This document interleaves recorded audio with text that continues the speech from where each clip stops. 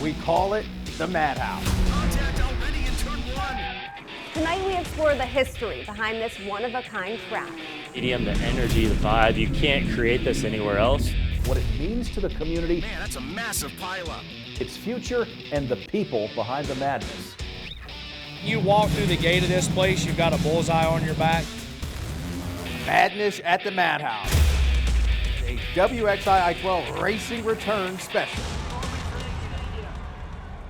Welcome to the historic Bowman Gray Stadium, home of the 2025 Clash. John Johnson alongside Chanel Porter and Kenny Beck. KB, this is a huge opportunity for the Campbell City. It sure is, John. This is the first time in more than 50 years that NASCAR's top series has come to Bowman Gray Stadium. Over the next half hour, we're going to look at what exactly makes this place so special and what makes this race so significant. Yeah, guys, we're going to be looking back at the history of this incredible track while also looking forward to this weekend at the place known best as the Madhouse. Now, if you're a regular here between April and August, you already know the deal, but NASCAR says fans from 44 different states, 5 countries, and 3 continents will be in town, all for the Clash. And for a lot of those folks, this will be their first in-person Bowman Gray experience. So with that context, we thought we'd start with a little history and perspective on NASCAR's oldest weekly track. Bowman Gray Stadium hosted its first NASCAR race in 1949. Back then, Harry Truman was our 33rd president, and Super Bowl I was almost 20 years away. In the 76 season since, fans have witnessed 1,109 events, most of them as part of the sport's officially sanctioned short track weekly racing series. But for a 14-year stretch starting in 1958, NASCAR came to BGS once, twice, sometimes even 3 times a year for cup races. That's when drivers named White, Wood, Petty, Johnson, Pearson, and Allison, among others, all found their way into victory lane. This track is different than every other one Cup drivers will compete on this season. Aside from being completely flat, it's also just a quarter of a mile. The shortest track on the Cup Series circuit, Martinsville Speedway, is more than twice that long. And you'd have to go around Bowman Gray 6 times to equal 1 lap at Charlotte Motor Speedway. As a result, you don't go nearly as fast. The track record for fastest lap at Bowman Gray is about 13 seconds, with an average speed of just under 70 miles an hour. Compare that to Charlotte, where the record is 27 seconds, with an average speed of almost 200 miles an hour. Bowman Gray also gained a good deal of national prominence in 2010 when the History Channel aired a 13-part reality series about the track, the drivers, and the rivalries. It was called Madhouse, and it ran for 1 season.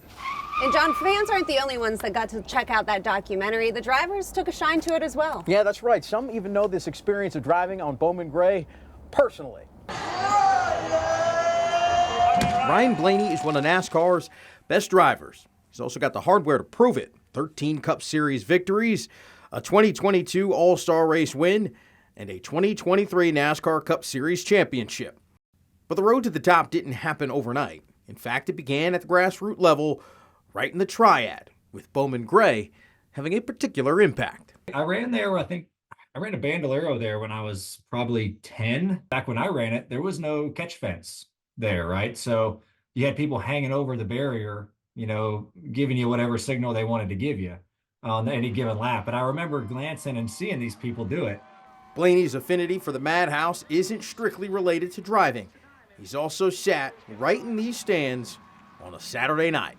I think the last time I was there to watch a race was, gosh, it's been over 10 years. It's like one of those things that's seared into your brain when you just walk in and you see, you know, the racetrack right there and it packed out. And so it's something you'll never forget. And also, John, Blaney mentioned to you one of the interesting things just about the weather this weekend. It's definitely going to be a little colder than when he was racing here in the summertime as a kid. Yeah, he mentioned that getting these tires heated up is going to be a challenge Sunday night.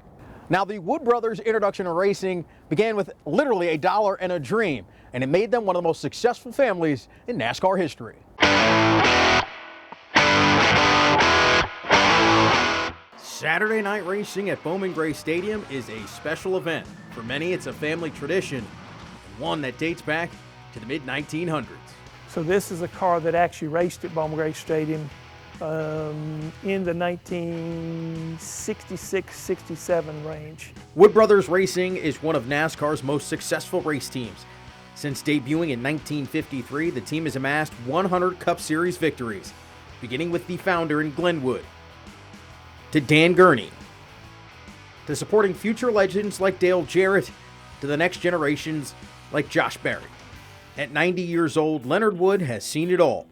That's because he was there from the very beginning. My brothers was big race fans, and they would go watch Curtis Turner run, and they got hooked on racing. There was about 6 of them. I decided they was going to get a race car, and one of them was going to drive it. Well, it wasn't decided who was going to drive it. Well, everybody backed out except Glenn.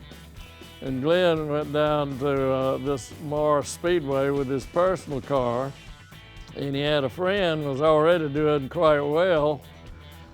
He gets out on the track with his personal car and keeps up with him on his race car.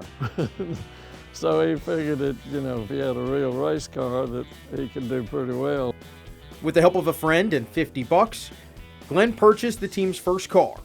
However, the dream of being a race legend nearly ended as quickly as it started. It was in a heat race, and the guy spun out in front of Glenn and had a big old bumper sticking out. Well, when Glenn come by, it hooked Glenn's rear housing and bent the housing. So towing it home, because the housing was bent and the wheel is held on by the axle, it broke the axle, the wheel comes off, jerks the gas spout out, and the housing hits the pavement, sparks flying, caught fire, burned up right in the middle of the road between you and Martinsville. Unfettered and determined to make that race dream a reality, Glenn fixed the car, and as they say, the rest is history. So we come back home and cleaned it all up, and first race we ever run was Draper, North Carolina, and we finished third, the very first race we ever run. Behind the wheel, Glenn would dominate the racetrack with Leonard right by his side. Their partnership would lead to dozens of titles, including 29 wins at Bowman Gray. 4 of his 29 wins at Bowman Gray were in Grand National cars, which so happens to be Glenn's only Cup Series victories. The love that Glenn had for racing was eventually passed on to his sons. Glenn, his youngest, and Eddie, his oldest, now run Wood Brothers Racing. For Eddie, the visuals and memories of his father racing at Bowman Gray are just as vivid as ever. And there was steps. They may still be there, they probably are. And you know, it was like ivy. It's kind of haunted, like, you know, it was kind of dark, but it was you would walk down there and you could look over the fence, you could see the cars, you know, in the pit area. I used to do that, and then they would run you, you know, they'd run you back to the grandstand because you was a kid. This Sunday, the Wood family returns to the Madhouse once again. Feelings and emotions will flood back at the nostalgia of it all, with NASCAR finally returning to one of its grassroots crown jewels. I think that's the most remarkable thing about Bowman Gray is nobody has ever messed with it. And, you know, I want to make it better. It was just like it was a Saturday night place to be. And it kind of still is. You know, it's just, I mean, I tell people all the time, if you've never been there, I can't explain it to you. It'll change you. I mean, it's just, if you've never been to the stadium, you're missing it. And I tell you what, at 90 years old, Leonard Wood had many more stories just like that, so much so that they all couldn't hit the air. But if you want to see them or hear them all, you can scan this QR code right at the bottom of the screen and visit our YouTube page. Richard Petty and Richard Childress have a lot in common. They both grew up, live, and work here. They're both in the NASCAR Hall of Fame, and they both have fond memories of Bowman Gray Stadium that date back more than 60 years. It's like going home. This race at Bowman Gray is the beginning of NASCAR Cup racing. Just walking around the track the other day brought back so many memories of my childhood. 87-year-old NASCAR Hall of Famer Richard Petty, the winningest driver in history, and 79-year-old NASCAR Hall of Famer Richard Childress, whose 6 Cup championships as an owner are the 3rd most all-time, both credit Bowman Gray with fostering their love of racing early in life. August 22, 1958, Petty made just the 4th start of his career at the quarter-mile track in Winston-Salem. So they put me in this great big Oldsmobile convertible to run Bowman Gray, and I had no idea what was going on, anything. And I think I spent more time in the infield than I did on the racetrack. His father, Lee Petty, won that day. Richard finished 20th. The King would take the checkered flag at BGS 4 times, though, including once in 1967 to begin a 10-race winning streak, then again in 1969 for the 100th win of his career. We got very little publicity. They didn't have the TV and the press and stuff that NASCAR has today. So it was just another race. The only thing I really remember was that it was the Myers Brothers Memorial, and their 2 wives were there and gave me the trophy. Long before Richard Childress was a team owner or even a driver, he was a little boy visiting the stadium for the very first time. My stepdad took us to a race, and we just fell in love with it, watching them and seeing these kids selling peanuts and popcorn. So we asked him if we could come back next week. He said, yeah, but y'all gonna have to walk over there. That was the first time I had been introduced to any type of racing. Soon he went from concession worker to driver, scraping together $20 with a friend to buy his first car. I've had a lot of great things to happen in my life, and a lot of it started with that old $20 race car and selling those peanuts and popcorn. Richard Petty and Richard Childress, their triad racing royalty. They're thrilled to have the Cup Series back and proud to see their track continue to thrive. There hasn't been a day since they announced it that I can even recall that someone, a fan or a customer at the winery or someone hadn't said, boy, we're glad to see you back at Bowman Gray Stadium, or that's going to be a madhouse, isn't it? We grew up with Bowman Gray, or Bowman Gray grew up with us. So again, it's like coming home. Richard Petty told me one more thing he really likes about Bowman Gray is the fact that no matter where you are, you can see all of the action. That's one of the blessings of short track racing. It's a different story, of course, at super speedways like Daytona and Talladega, where something big can happen, and it literally takes place more than 2 miles from your seat. And there's still so much more to cover at Madness at the Madhouse. He lives in Davie County and won 10 races in his Cup career, and he'll be on call for this weekend's clash. We'll hear Clint Boyer's thoughts on the race next. And as we head to break, how about a little trivia? Which driver has the most Cup Series wins in Bowman Gray history? The answer when we return.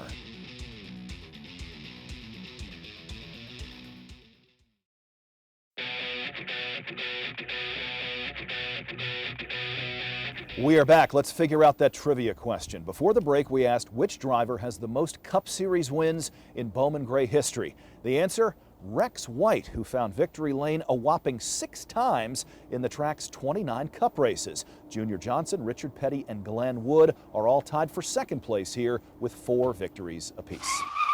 10-time NASCAR Cup Series winner and broadcaster Clint Boyer says Bowman Gray Stadium is short track racing at its finest. WXII 12 sports reporter Chris Peterson spoke with him about the excitement about bringing this madhouse to the nation. Love Bowman Gray. Love the Madhouse. Who doesn't love the Madhouse? The entertainment value of this place has always been special. Former NASCAR driver Clint Boyer fondly remembers his first experience as a fan at the Madhouse. A grandma, literally with all of her grandkids right beside her, showed some displeasure to a driver pulling out there with some gestures by her hands, and it was the funniest thing I've ever seen in my life.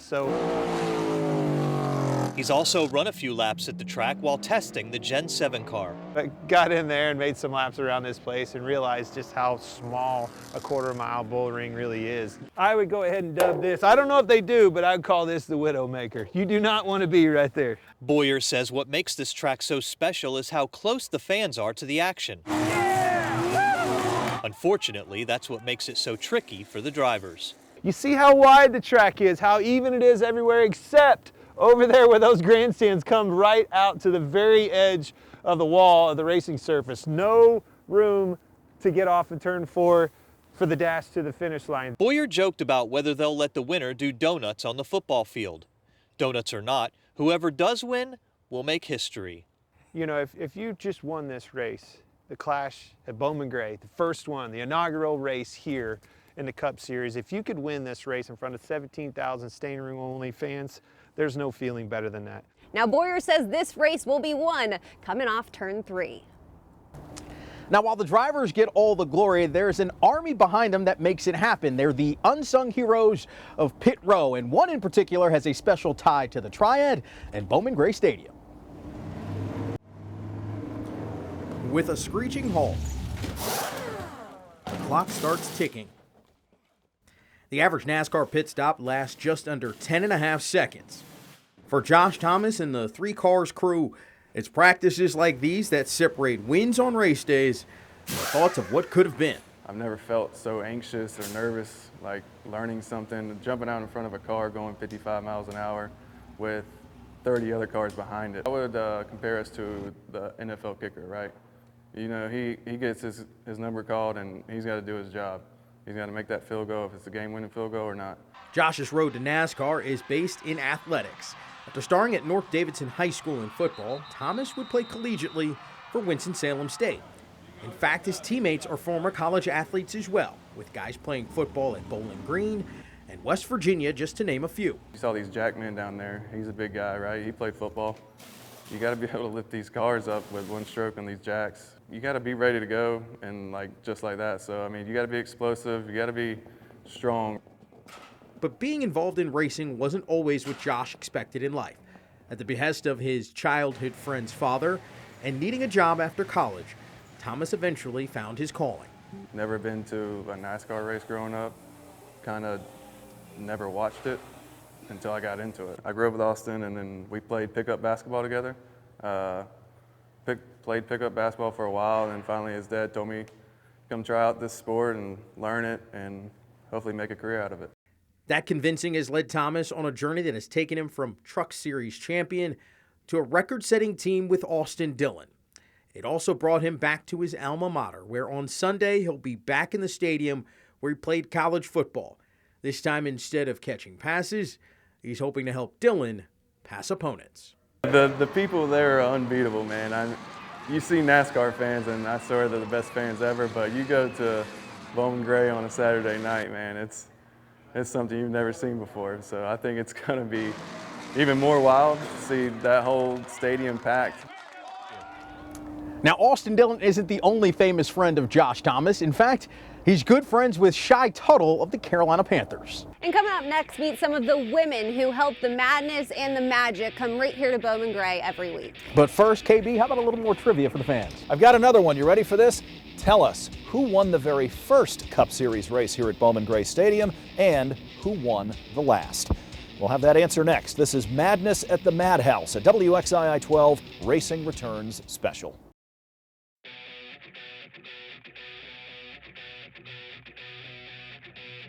Trivia time. Before the break, we asked who won the first and last Cup Series races here in track history. Bob Wellborn won the first one. That was almost 67 years ago, May 24th, 1958. Bobby Allison won the last Cup race here. That was in August of 1971. Now, every Saturday, fans come to Bowman Gray to see the racing, but it's so much more than just the racing here. Yeah, from watching their husbands, sons, daughters all compete out here on the track, the women of Bowman Gray are really doing everything behind the scenes that keeps those drivers up and running. Before drivers hit the track on Saturday evenings, the women of Bowman Gray spend the morning providing some pre-race fuel. We provide drinks and breakfast a lot of times for the drivers, and just strictly donations. They will donate money to us, and we raise money for the annual Drivers Award Banquet each year. The Bowman Gray Racing Ladies Auxiliary has been up and running since 1982. The group now made up of 20 active members, all with the purpose of supporting the drivers and bringing them together with the community of the Triad. We're always there, not just for the drivers, but as a unity to kind of come together as one. We're all friends, really extended families. When anyone's sick or anything, we're there to support one another. So it's really helped me grow personally, and it's really benefited us all as a family to help. Michelle Clifton became the president of the Ladies Auxiliary in 1988. At the same time, her husband Ronnie became a full-time racer at Bowman Gray, where he went on to win 8 sportsman championships. Although the ladies at Bowman Gray may be rivals on the racetrack, the family aspect that is Bowman Gray is what continues to make this place and this group so special. You know everybody. So if you'll look around the room here, my husband has raced with competitors, but yet he has, you know, trophies from them of appreciation for them working on their cars. I mean, he's helped fellow competitors win championships. So it's just a big family. Many families in the Triad are just like the Cliftons, spending hours upon hours at the track. And they would be the first to tell you, racing is in their blood. My kids have grown up there. My husband started racing when I was expecting my first child, which is now 36. As a wife and a mother, Michelle has spent her fair share of days in Victory Lane. But more importantly, as the leader of the Bowman Gray ladies, she looks forward to this next chapter in teaming up with NASCAR. Austin Schuford, who is the general manager at Bowman Gray, he's been great to work with us. He's actually going to attend our meeting next month to talk about how we can partner going forward and things that we can do to make sure that we're continuing to provide the support that we have always provided. While new members are always coming and going, there's actually 7 women who have been in that group for over 20 years, including one that was in the original group back in 1982. That's actually 10 years after the last time NASCAR was here at Bowman Gray. Now, as we close out the show, we've got to do it in the most fitting of ways. Viewers of the Triad of WXII know this person by the voice. WXII, 12 Sports. I think that's how I do it, right? Is that how I do it? Yes, Jeff.